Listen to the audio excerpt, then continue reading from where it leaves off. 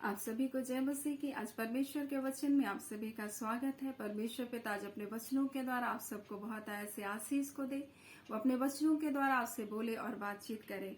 अय्यूब 33 उसका 14 में इस प्रकार से लिखा है, क्योंकि परमेश्वर एक वरन 2 बार बोलता है और लोग उस पर चित्त नहीं लगाते। स्वप्न में या रात में दिए हुए दर्शन में, जब मनुष्य घोर निद्रा में पड़े रहते हैं और बिछौने पर सोते हैं, तब वह मनुष्य के कान को खोलता है और उनकी शिक्षा पर पूरा मुहर लगाता है। और परमेश्वर का वचन तो आज हमसे यही बोलना और बातचीत करना चाहता है कि परमेश्वर अपने स्वप्न के द्वारा, अपने दर्शन के द्वारा हमको चेतावनियों को देता है, हमें बताता है। और परमेश्वर ये बताता है कि हमको क्या करना चाहिए और कभी कभी ये भी कहता है कभी नहीं करना चाहिए। और इस प्रकार से हम लोग देखेंगे कि किस प्रकार से परमेश्वर ने अपने लोगों के लिए चेतावनियों को दिया, किस प्रकार से परमेश्वर ने अपने लोगों को बचाया और परमेश्वर ने उनको हिदायत दिया कि मेरे लोगों को मत छूना। हम लोग देखते हैं भजन संहिता 105 का 14 में इस प्रकार से लिखा, परंतु उसने किसी मनुष्य को उन पर अंधेर करने ना दिया। वह राजाओं को उनके निमित्त यह धमकी देता था कि मेरे अभिषिक्तों को मत छूना और ना मेरी नबियों की हानि को करना। और हम लोग देखते हैं परमेश्वर अपने लोगों की किस प्रकार से हिफाजत करता था, परमेश्वर किस प्रकार से अपने लोगों को वो बचाता था। जब हम लोग देखते हैं उत्पत्ति उसका 31 में हम लोग देखते हैं कि किस प्रकार से लाबान जब आता है याकूब को और उनकी पत्नियों को फेर ले जाने के लिए, जब वो उनके पास से भाग आ रहे थे, तब उस समय एक घटना को हम लोग देखते हैं। और वहां इस प्रकार से लिखा है, सावधान रह, तू याकूब से ना तो भला कहना और ना तो बुरा कहना। और वो लाबान को रात में स्वप्न के द्वारा बोलता है कि तू याकूब के साथ ना तो भला करना और ना बुरा करना। उसी प्रकार से उत्पत्ति 20 उसका 3 में भी हम लोग देखते हैं कि रात में परमेश्वर ने स्वप्न में गरार के राजा अबीमेलेक को दर्शन देकर कहता है कि जिस स्त्री को तूने रखा है उसके कारण तू मर जाएगा। और यहाँ इस प्रकार से लिखा है, इसलिए अब तू उस पुरुष की पत्नी को उसे लौटा दे, क्योंकि वह नबी है, वह तेरे लिए प्रार्थना करेगा तो तू जीता रहेगा। पर यदि तू उसे ना लौटाए तो जान रख कि तू और तेरे जितने लोग हैं सब निश्चय मर जाएंगे। और यहाँ तो परमेश्वर अपने वचन में इस प्रकार से कह रहा है कि तू और तेरे लोग निश्चय मर जाएंगे। और परमेश्वर तो अपने लोगों से क्या करता है, बातचीत करता है अपने लोगों की रक्षा के लिए। और जब वो लोग उस हिदायत को, उस परमेश्वर की चेतावनियों को जब वो नहीं मानते तो वो क्या करते, अपनी हानि को अपने जीवन में लेकर के आते हैं। इसलिए परमेश्वर बोलता है, मैं अपने लोगों के निमित्त लोगों को क्या करता हूँ, राजाओं को क्या करता हूँ, धमकी को देता हूँ कि मेरे लोगों को तुम मत छूना, मेरे लोगों पर तुम अंधेर मत करना। परंतु जब वो परमेश्वर बोल रहा है, मैं एक क्या वरन 2 बार उनको स्वप्न और दर्शन के द्वारा क्या करता हूँ, बातचीत करता हूँ। और कई बार जब लोग इन स्वप्न, इन दर्शनों को, चेतावनियों को, परमेश्वर की बातों को जब वो नहीं समझते, तब परमेश्वर क्या करता, उनको हानि कर देता, उनका नाश हो जाता है। और इसी प्रकार से परमेश्वर ने अपने बेटे यीशु मसीह के लिए भी क्या किया, बातचीत को किया। हम लोग उसको देखेंगे जो हमें मिलता है मत्ती उसका 27 अध्याय में हम लोग को मिलता है कि किस प्रकार से वो बातचीत करता है अपने बेटे यीशु मसीह के लिए। जब न्याय की गद्दी में पिलातुस बैठा हुआ था यीशु मसीह का न्याय करने के लिए, तब उसकी पत्नी ने एक दास को कहलाकर भेजा, तो उस धर्मी के मामले पर हाथ मत डालना, क्योंकि मैंने उसके कारण रात भर स्वप्न में दुख उठाया है। और परमेश्वर तो ये चेतावनियों को दे रहा है कि तुम मेरे बेटे के लिए तुम कोई भी अन्याय का काम मत करना करके। और यीशु मसीह पर किस बात का दोष लगा, यीशु मसीह पर इस बात का दोष लगा कि वो परमेश्वर का पुत्र है। यहाँ पर वो लिखा है जो हमको मिलता है 26 उसका 63 में कि यीशु चुप रहा। तब महायाजक ने उससे कहा, मैं तुझे जीवते परमेश्वर की शपथ देता हूँ, यदि तू परमेश्वर का पुत्र मसीह है तो हमसे कह दे। यीशु ने उससे कहा, तू आप ही कह दिया, वरन मैं तुमसे यह भी कहता हूँ, अब से तुम मनुष्य के पुत्र को सर्वशक्तिमान के दाहिने बैठे और आकाश के बादलों पर आते हुए देखोगे। इस पर महायाजक अपने वस्त्र फाड़े और इसने परमेश्वर की निंदा की है। अभी हम इसका गवाह का क्या प्रयोजन बोल रहा। और यीशु मसीह पर वो दोष ढूंढ रहे थे, परंतु यीशु मसीह पर कोई दोष नहीं मिला। और दोष मिला तो क्या दोष था, कि वो परमेश्वर का पुत्र है। जब वो परमेश्वर का वाकई में पुत्र है और फिर भी उसको इसी बात के लिए दोषी ठहरा करके क्या किया कि उसने परमेश्वर की निंदा करके उसको क्या किया, क्रूस का मृत्यु के लिए उसके लिए योजना बनाया, परंतु उस रात बोलते पिलातुस की पत्नी को परमेश्वर बोल रहा है कि तुम बोलते बहुत तक बोलती मैंने स्वप्न में बहुत दुख को उठाया, बोल रहा इसलिए तू उस धर्मी के मामले में क्या नहीं कर, बोलता है न्याय मत करना, बोलता है उस धर्मी के मामले में तू हाथ मत डालना, बोल रहा है। और यही बात तो आज परमेश्वर हमसे बताना चाहता है। परमेश्वर आपके निमित्त राजाओं को क्या करेगा, धमकियों को देता है। परमेश्वर आपके निमित्त कहता है कि मेरे लोगों को, मेरे अभिषिक्तों को, मेरे संतानों को तुम मत छूना। बता हो सकता है अब संख्या में बहुत थोड़े हों। जो परमेश्वर कल अपने लोगों की हिफाजत कर रहा था, वो परमेश्वर आज भी अपने लोगों की हिफाजत करता है। हम नहीं लड़ते क्योंकि हमारे लिए परमेश्वर लड़ता है। वो परमेश्वर जो जीवित परमेश्वर है, जो हमारे लिए क्या करता है, लड़ता है। वहां पर अब्राहम नहीं गया था अपनी पत्नी को छुड़ाने के लिए, वहां परमेश्वर उस राजा से बातचीत किया। यहाँ पर हम लोग देखते हैं याकूब के विरुद्ध में लाबान उसके सब कुछ को लेकर के उसको क्या करने आया था, उसको फिर से ले जाने के लिए आया था। लेकिन यहाँ परमेश्वर रात में उसको क्या करता है, स्वप्न देता है लाबान को और बोलता है तो याकूब के साथ ना तो भला कहना ना तो बुरा कहना। यहाँ यीशु मसीह जो परमेश्वर की इच्छा के अनुसार ही, परमेश्वर की योजना के अनुसार ही वो क्या कर रहा है, अपने जान को, अपने प्राण को बलिदान कर रहा है ताकि उसके द्वारा हम पापों की क्षमा को पा सकते थे, उसके द्वारा हम अनंत जीवन के वारिस हो सकते थे, उसके कारण ही हम धर्मी बनाए जा सकते थे। इसलिए उस कार्य को पूरा करने के लिए जा रहा था।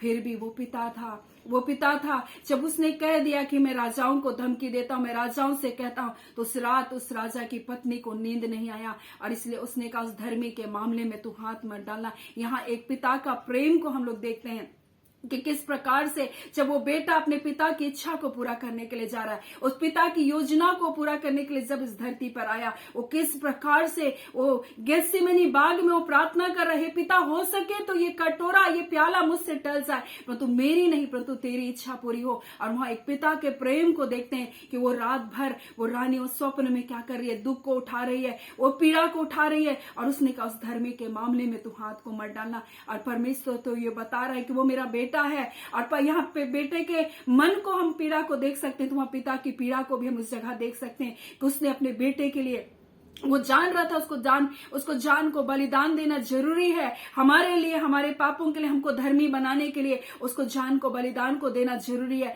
फिर भी वो क्या कर रहा है, उस रात को वहां इस स्त्री ने उस दुख में, उस स्वप्न में क्या किया, बहुत पीड़ा को उठाया। बोल रहा है अब तब पिलातुस अपने हाथों को सबके सामने धोता है और बोलता है तुम ही बोलता है मैं इस धर्मी के, बोलता है मामले से उसने अपने आप को क्या कर लिया, अलग कर लिया। उसने पानी लेकर भीड़ के सामने अपने हाथ धोए और कहा मैं इस धर्मी के लहू से निर्दोष हूं, तुम ही लोग जानो, बोल रहा है।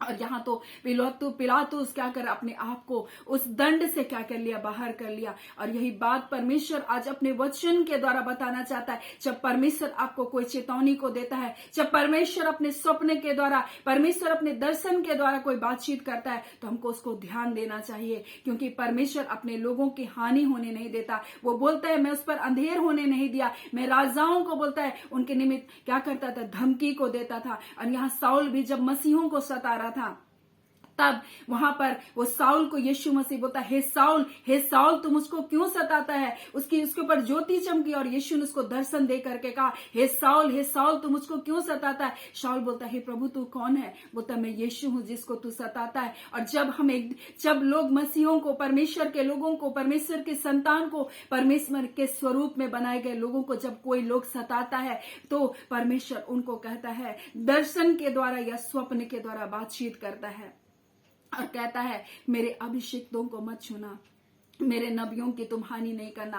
परंतु अगर वो ढिठाई को करते हैं तो वो दंड के क्या होंगे, भागीदारी होंगे। वो दंड उनके जीवन के लिए क्या होगा, ना सिर्फ उनके परंतु उनके पीढ़ियों पर भी वो दंड क्या होगा, बना रहेगा। और ये तो परमेश्वर अपने वचन में हमें सिखाता है। और परमेश्वर आज कहना चाहता है कि जो लोग अंधेर को सह रहे हैं वो निराश ना हो जाए, क्योंकि परमेश्वर आपकी ओर से लड़ता है। परमेश्वर आपके पक्ष में खड़ा होकर उन राजाओं को भी धमकी देता है। जब वो लोग बहुत थोड़े थे तब परमेश्वर ने उनकी हिफाजत की, और जब आप सोच रहे कि मैं बहुत थोड़ा हूं, फिर भी परमेश्वर आपकी हिफाजत करेगा, वो आपकी रक्षा को करेगा। क्योंकि जिस प्रकार से साउल किस प्रकार से वो मसीहों को सता रहा था, तब परमेश्वर ने उससे बातचीत किया, उसी प्रकार से आज भी परमेश्वर अपने लोगों से वो क्या करेगा, अपने लोगों के लिए ऐसे लोगों से बातचीत करेगा जो लोग परमेश्वर के लोगों को सता रहे हैं।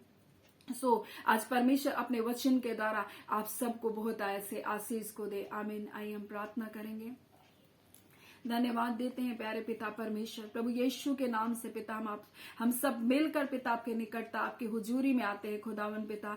आज के सुंदर समय के लिए, सुंदर सुबह के लिए पिता, एक भोर के प्रकाश के लिए पिता हम आपका धन्यवाद देते हैं प्यारे पिताजी। हाँ पिता, आपकी दया आपका अनुग्रह हम पर हुआ खुदावन परमेश्वर कि पिता हम इस दिन को देखने पाए खुदावन परमेश्वर। हम इसके लिए आपका धन्यवाद देते हैं प्यारे पिता। हम इस घड़ी प्रार्थना करते हैं पिता, जितने लोग प्रभु जी आज के दिन को प्रभु शुरू कर रहे हैं प्रभु जी, हाँ खुदान प्रभु उनके जीवन में आप बड़ी भलाइयों को परमेश्वर, अद्भुत सुरक्षा को आप दीजिए खुदान परमेश्वर। वो आपके प्रेम को प्रभु जी, आपके प्रताप को खुदान परमेश्वर, हाँ पिता वो देख पाए परमेश्वर पिता प्रभु जी। आपके मुख का प्रकाश परमेश्वर, आपके वचन का तेज खुदान प्रभु उनके जीवन में चमके खुदान प्रभु जी। और खुदावन परमेश्वर प्रभु जी वो पिता परमेश्वर जो अंधेरे में है प्रभु जाले में आने पाए पिता, जिनकी बुद्धि जिनकी सोच परमेश्वर पिता प्रभु संसार के ईश्वर ने प्रभु जी, हाँ पिता जिनकी आंखों के संसार के ईश्वर ने बंद करके रखा प्रभु जी, और सच्चे उद्धारकर्ता को नहीं पहचान पा रहे प्रभु जी। हाँ खुदान परमेश्वर व्यर्थ बातों में अपने मन को लगा रहे प्रभु जी। हाँ खुदान परमेश्वर परंतु तू जीवित खुदा है प्रभु जी, आपसे वो बोले और बातचीत करे, क्योंकि हर एक प्रश्न का प्रभु जवाब देने के लिए आप है खुदान प्रभु जी। आप अपने लोगों के लिए लड़ते हैं खुदान, आप अपने लोगों के लिए परमेश्वर पिता कार्य करते प्रभु जी। आपने अपने लोगों के लिए प्रभु लड़ा खुदान प्रभु, वही परमेश्वर आप है खुदान प्रभु जी। अपने लोगों से आप बोले और बातचीत करें खुदान परमेश्वर पिता। खुदावन परमेश्वर हम इस घड़ी प्रार्थना करते, जितने रोग दुख बीमारी में है यीशु के नाम से वो चंगाई को पाने पाए, हर एक बंधन यीशु के नाम से टूटने पाए प्रभु जी। हाँ पिता चाहे वो कैसा अंधकार हो प्रभु जी, यीशु के नाम से प्रभु उनके जीवन से अंधकार जाने पाए खुदावन परमेश्वर। जो अंधेर को सह रहे प्रभु जी, अन्याय को सह रहे प्रभु, जो सताए जा रहे प्रभु, आज हम उनके लिए प्रार्थना करते खुदान प्रभु जी। हाँ खुदान जैसा आपका वचन कहता है वो एक जाति से दूसरी जाति में फिरते रहे, वो संख्या में थोड़े ही थे परंतु आपने उन पर अंधेर होने नहीं दिया। आज कोई अंधेर आपके बच्चों के जीवन में होने ना पाए खुदान प्रभु। आप उनके पक्ष में प्रभु जी होकर लड़िए खुदान प्रभु, और उनके भलाई से उनको तृप्त कीजिए। इन कठिन समय में प्रभु जी वो आपके अद्भुत और आश्चर्य कर्म को देखने पाए यीशु के नाम से, आपकी भलाई को देखने पाए यीशु के नाम से। विपरीत परिस्थितियों में परमेश्वर अपने लिए दरवाजे को खुलता हुआ आशीषों को आता हुआ देखे परमेश्वर पिता, और आपके नाम की महिमा होने पाए। आप ऐसा कर दिए प्रभु जी, आप ऐसी जय को दे दी है पिता, आपका धन्यवाद। प्रार्थना हम यीशु के नाम से मांग लेते हैं, दया सुने अनुग्रह से ग्रहण कर लीजिएगा, आमीन। परमेश्वर पिता सबको बहुत ऐसे आशीष को दे, आमीन।